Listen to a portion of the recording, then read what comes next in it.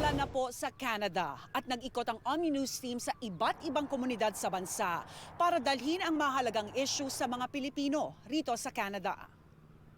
Tinututukan namin ang mga Pilipinong kumakandidato at sinisiyasat ang kanilang mga plataporma kaugnay sa mga isyong apektado ang komunidad saan man sa bansa.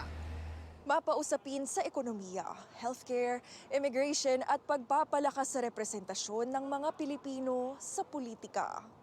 Nakatuto kami araw-araw para dalhin sa inyo ang mga may init na balita ngayong halalan 2025.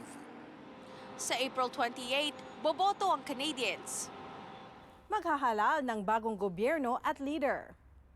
Kasama niyo kami sa pagbantay ng resulta, 8 p.m. Eastern Time at live para talakayin ito, 11 p.m. Eastern Time sa Lunes, April 28, araw ng halalan. Samahan niyo po ang Omni News Filipino para bantayan ang boto ng Canada at ng komunidad ngayong 2025.